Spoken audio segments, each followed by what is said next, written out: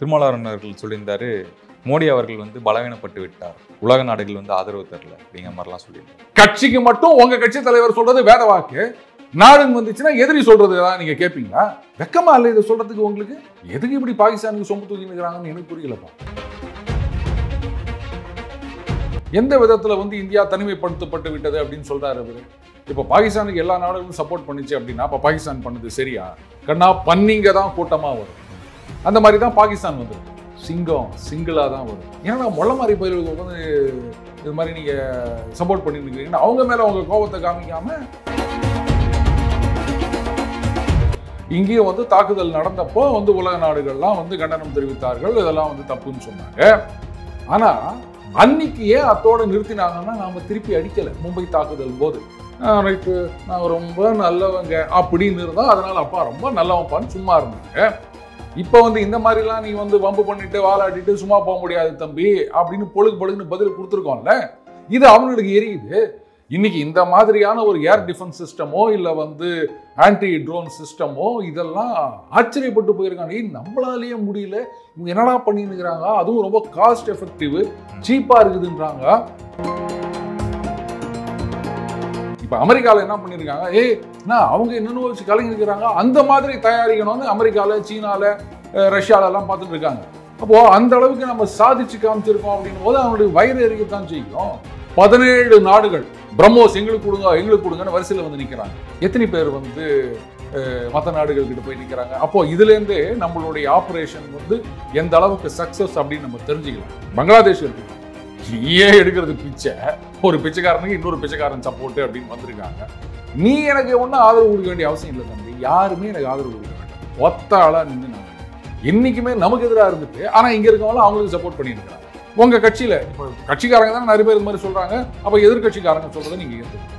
நீங்க இனிமே ஆட்சிக்கு வர மாட்டீங்க அப்படின்னு சொன்னா இல்ல மோடியுடைய ஹேட்டர்ஸ் இந்த மாதிரி ஸ்ப்ரெட் பண்றாங்க எடுத்துக்கலாமா? அதாவது மோடி மேல இருக்க வெறுப்பு அப்படின்றது தேசத்து மேலேயே உங்களுக்கு வெறுப்பாயிடுச்சோ?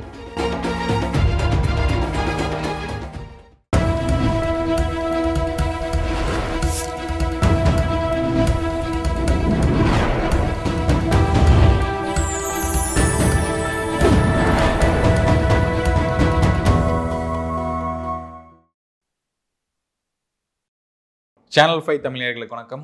இன்றைய நேர்காணலில் நம்முடன் இணைந்திருப்பவர் த டெய்லி பஞ்ச் அருண் அவர்கள். சார் வணக்கம். சார் வணக்கம் நிரஞ்சன்.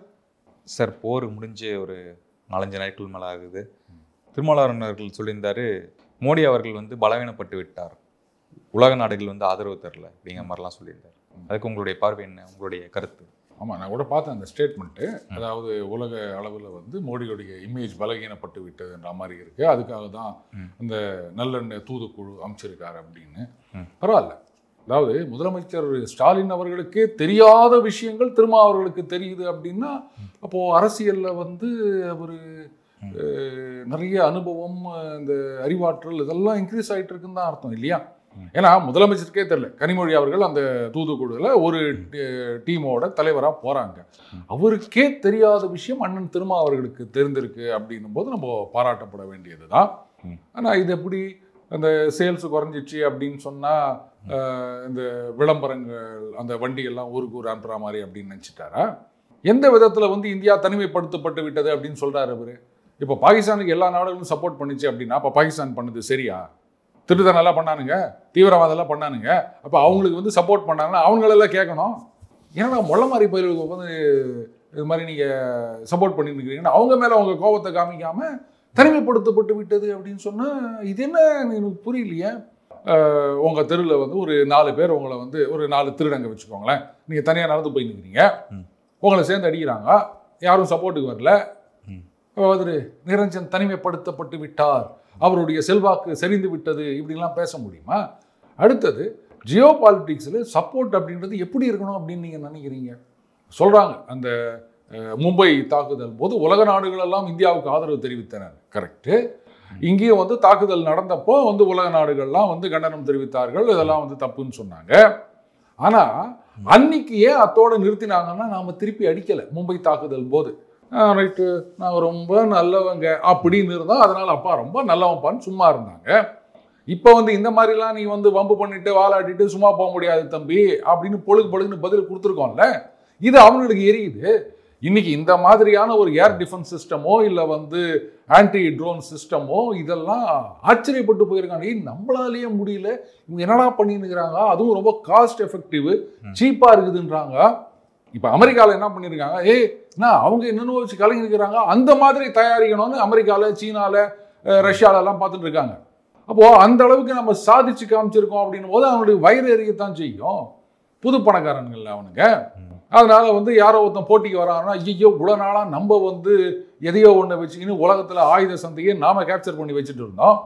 இப்போ வந்து புதுசாக ஒருத்தன் போட்டிக்கு வந்துட்டானே, நம்ம இன்னி தேதியில் 17 நாடுகள் பிரம்மோஸ் எங்களுக்கு கொடுங்கன்னு வரிசையில் வந்து நிற்கிறாங்க. எத்தனை பேர் வந்து மற்ற நாடுகள் கிட்ட போய் நிற்கிறாங்க. அப்போ இதுலேருந்தே நம்மளுடைய ஆப்ரேஷன் வந்து எந்த அளவுக்கு சக்சஸ் அப்படின்னு நம்ம தெரிஞ்சுக்கலாம். தனிமைப்படுத்தப்பட்டு விட்டது அப்படின்னா சிங்கம் சிங்கிளாக தான் வரும்.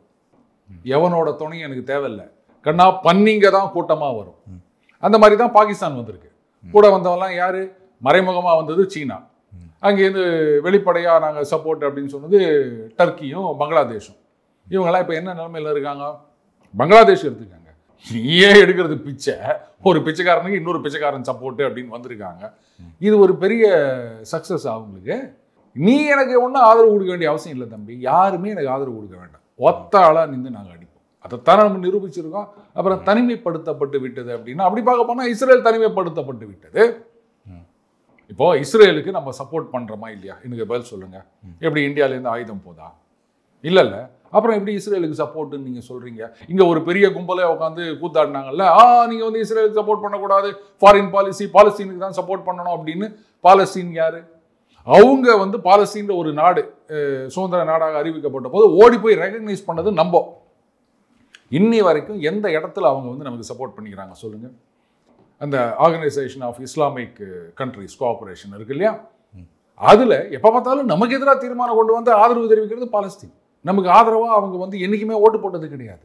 என்றைக்குமே நமக்கு எதிராக இருந்துட்டு ஆனால் இங்கே இருக்கவங்களும் அவங்களுக்கு சப்போர்ட் பண்ணியிருக்கிறாங்க. ஆனால் இஸ்ரேல் எல்லா காலத்திலையும் நமக்கு சப்போர்ட்டாக இருந்தது. நம்ம 2 நாடுகளுக்குள்ள தூதரக உறவுகள் இல்லாத காலத்திலேயே அந்த வார் நடந்தப்போ இஸ்ரேல் தான் உதவிக்கு வந்தது.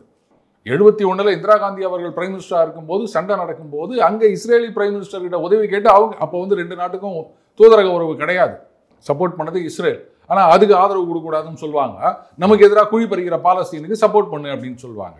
அதனால திரும்ப அவர்கள் வந்து சொல்லியிருக்காரு அப்படின்னா சரி விடுங்க, இதை வந்து முதலமைச்சர்கிட்ட தான் கேட்கணும். என்னங்க இது மோடியோடைய இமேஜ் இது மாதிரி ஆயிடுச்சான், அதை வந்து சரி பண்ணுறதுக்காக திமுகவிலிருந்து ஒருத்தர் அனுப்பணுமா, இது தப்பு இல்லையா அப்படின்ட்டு அவர்கிட்ட கேட்டால் நல்லா இருக்கும் அப்படின்னு நினைக்கிறேன்.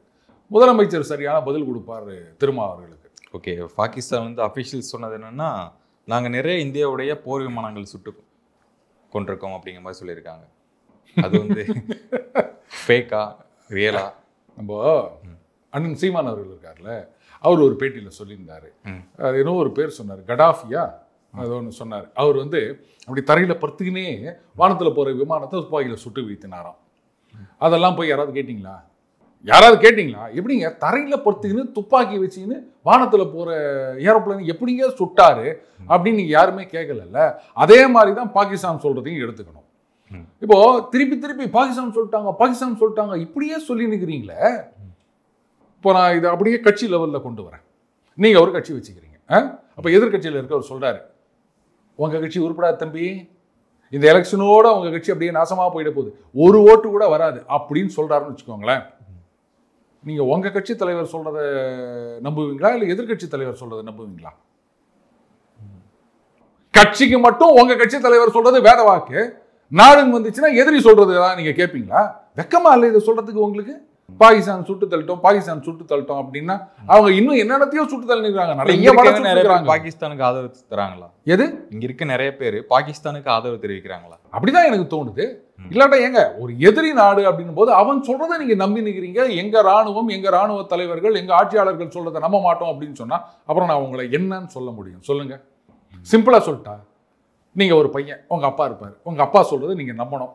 சந்தேகம் இருந்ததுன்னா அப்பா கிட்ட நேரடியாக கேட்கணும், அவ்வளோதான். அதை விட்டுட்டு அடுத்த வீட்டில் இருக்க அப்பா சொல்கிறத தான் நான் கேட்பேன் அப்படின்னா எப்படி இருக்கு? அந்த மாதிரி தான் இருக்குது. அவன் எதிரி நாடு, ஏதோ ஒரு நியூட்ரல் கண்ட்ரினா கூட பரவாயில்ல. எதிரி நாடு எதையோ ஒன்று அவன் நாட்டில் வந்து அடி வாங்கினதை வந்து வெளில சொல்லக்கூடாது, வெளில தெரியக்கூடாதுன்றதுக்காக இந்த மாதிரி உளறிட்டு இருக்கான். அதை பிடிச்சின்னு பாகிஸ்தான் சொல்லிட்டாங்க இப்படியே சொல்லிட்டு இருந்தீங்கன்னா அப்புறம் நீங்கள் வந்து பாகிஸ்தான் ஆதரவுன்னு சொல்லாமல் வேற என்னன்னு சொல்ல முடியும்? எதுக்கு இப்படி வந்து பாகிஸ்தானுக்காக பறிஞ்சுன்னு வராங்கன்னு எனக்கு சுத்தமாக புரியலைங்க.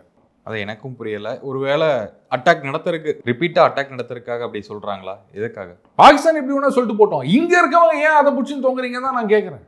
அப்போ ஒன்று செய்யுங்க, உங்க கட்சியில இப்போ கட்சிக்காரங்க தான் நிறைய பேர் இந்த மாதிரி சொல்றாங்க, அப்போ எதிர்கட்சிக்காரங்க சொல்றதை நீங்க ஏத்துக்கணும்.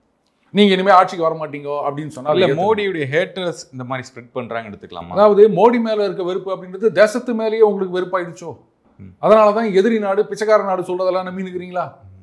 அப்போ அதே மாதிரி நீங்கள் வந்து எதிர்கட்சி தலைவர் சொல்கிறதையும் நம்பணும். இதைத்தான் நான் சொல்லுவேன். இல்லை சார், மோடினா மொத்த நேஷன்னு யாரும் ஹேட் பண்ணுறது கிடையாது. மோடியோட பாஜக அவங்கள ஹேட் பண்ணுறக்கூடிய நபர்கள் அவங்க சொல்லக்கூடிய விஷயங்கள் எல்லாத்தையுமே நெகட்டிவாக ஸ்ப்ரெட் பண்ணுறாங்க. அப்படி எடுக்கலாம்ல?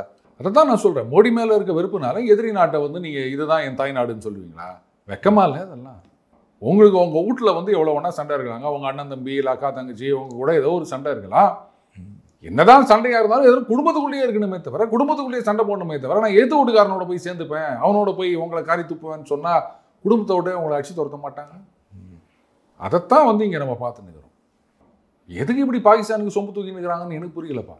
ட்ரம்ப் அறிவிச்சது என்னன்னா, அமெரிக்காலேருந்து வரக்கூடிய பொருட்களுக்கு 0 டேக்ஸ் அவரு சொல்லியிருக்காருங்க. ஆனா நம்ம தரப்புல இருந்து இது வரைக்கும் ஏதாவது சொல்லியிருக்கோமா? டாக்ஸ் வேர் கோயிங், அவ்வளவுதான். அப்போ அவர் இன்னொன்று கூட சொன்னார், Pakistan it's a beautiful country, அவங்க நிறைய ப்ரொடியூஸ் பண்ணுறாங்க அப்படின்றத சொல்லிக்கிறாரு. அவங்க என்ன ப்ரொடியூஸ் பண்ணுறாங்க? முதல்ல டெரரிஸ்ட் ப்ரொடியூஸ் பண்ணியிருந்தாங்க, இப்போ கூடவே பெக்கர்ஸ் ப்ரொடியூஸ் பண்ணியிருக்கிறாங்க. வேற என்ன அவங்க உற்பத்தி பண்ணுறாங்க? அப்படி பண்ணுறதா இருந்தால் இந்நேரம் அவங்க எக்கானமி ரிவைவ் ஆகிருக்கணும்ல. ஏன் ஐஎம்எஃப் கிட்ட போயிட்டு கேவலம் நிரஞ்சன், அந்த பணம்ன்றது நம்ம அந்த ஒரு வருஷம் மகளிர் உரிமை தொகை கொடுக்குறோம் பாரு, அதை விட கம்மி. அதுக்கு 11 கண்டிஷன் போட்டுக்கிறாங்க. எதுக்கு போயிட்டு அங்கே போயிட்டு இந்த பிச்சை பாத்திரம் ஏந்தி வந்தேன் அப்படின்னு அங்கே போய் நிற்கணும்? அப்புறம் அவங்க வந்து நிறைய ப்ரொடியூஸ் பண்ணுறாங்கன்னா என்ன ப்ரொடியூஸ் பண்ணுறாங்கன்னு எனக்கு தெரியல. இப்போ இங்கே இந்த மிடில் ஈஸ்ட் டூர் வந்தார்ல, விவசாயம் இதாக இருக்கா? அதை தான் இங்கே வந்து டேமை நம்ம மூடி வச்சு விட்டோமே. இப்போது ட்ரம்ப் என்ன பண்ணார், மிடில் ஈஸ்ட் டூர் வந்தப்போ ஜவானியா ஒரு பேர் சிரியாவில் தலைவராக இருக்கின்றார். அவரை போய் மீட் பண்ணார். மீட் பண்ணிவிட்டு அப்படி ஆகும் இப்படி ஆகும் அப்படின்லாம் பேசிட்டு வந்தார். 6 மாதத்துக்கு முன்னாடி வரைக்கும் அவர் தலைக்கு $10 மில்லியன் ரிவார்டு வச்சுருந்தாங்க அமெரிக்காவில். டெசிக்னேட்டட் டெரரிஸ்ட் அப்படின்னு சொல்லிட்டு $10 மில்லியன் அவார்டு தம்பி. இன்னைக்கு அவரோட போய் கை குலுக்கிட்டு வர்றாரு. ஒருவேளை அந்த 10 மில்லியன் அவருக்கு கிடைக்கணும் அப்படின்னு நினைச்சிட்டாரோ? இல்லை, யோசிச்சு பாருங்க. அப்படி இருந்துச்சு. அவர் சொன்னாரு அப்படின்னா அப்படி என்ன ஒன்றா சொல்லிட்டு போட்டேங்க, 1000 வருஷமா இந்தியாவும் பாகிஸ்தானும் சண்டை போட்டுக்கிறாங்க அப்படின்னு சொல்றாரு, நம்புவீங்களா? எனக்கு சொல்லுங்க, 1000 வருஷமா நடக்குதா இந்த சண்டை? இல்லை.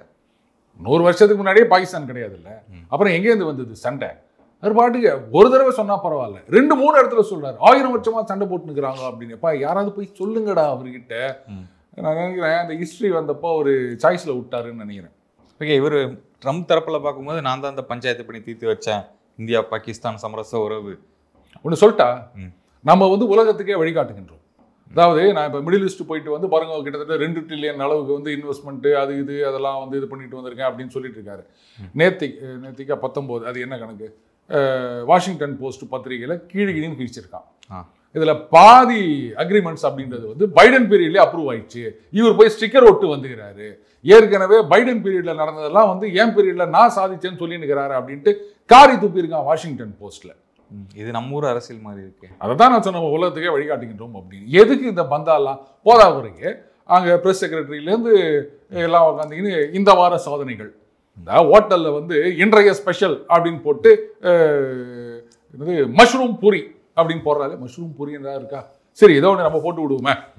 அந்த மாதிரி இந்த வார சாதனைகள் அப்படின்னு ஒரு பாட்டு கட்சி விட்டுக்கிறார். இந்தியா பாகிஸ்தானிடம் சமாதானம் உருவாக்கினேன், இங்கே வந்து 2 ஹோஸ்டேஜஸை மீட்டுட்டு வந்தேன், ஹூத்தி ரெபல்ஸ் அவங்கள வந்து அப்படி சொல்லிட்டு போறாரு. அடுத்த நாள் பார்த்தீங்கன்னா அவன் வந்து ஏமன்லேருந்து பென்குரியன் ஏர்போர்ட்டுக்கு மிசைல் அனுப்புறான்.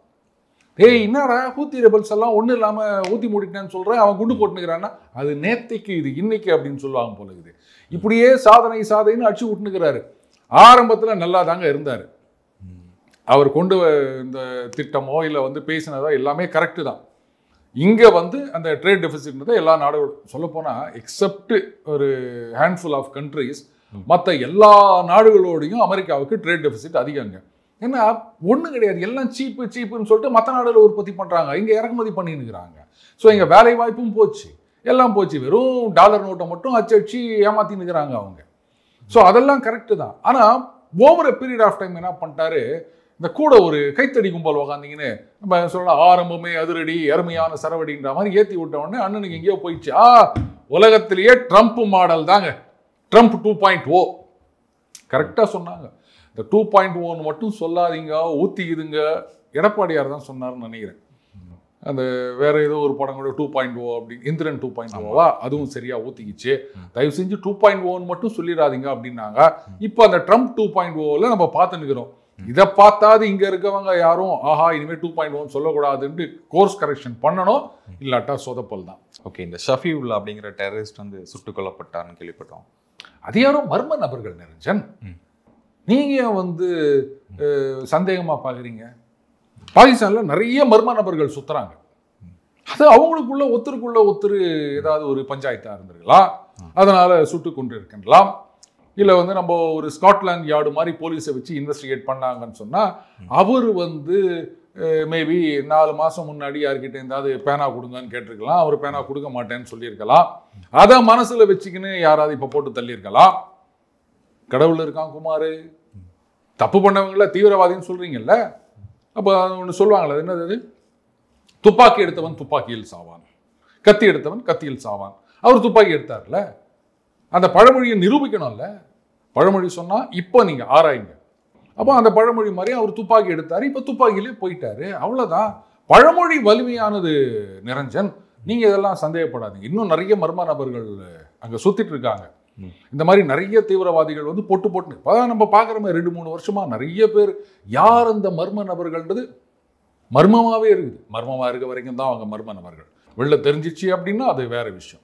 ஓகே சார், சந்தோஷப்படுங்க. தீவிரவாதி தானே போனேன், அதுக்கே உட்காந்து எழுதுனுக்கிறீங்க. நீங்கள் என்ன பாகிஸ்தான் சிட்டிசனா, ஐயோ தீவிரவாதி போயிட்டாரு அப்படின்றதுக்கு. தொடர்ந்து பேசும் நேர்காணல் மிக்க நன்றி. வணக்கம் சார். நன்றி நிரஞ்சன்.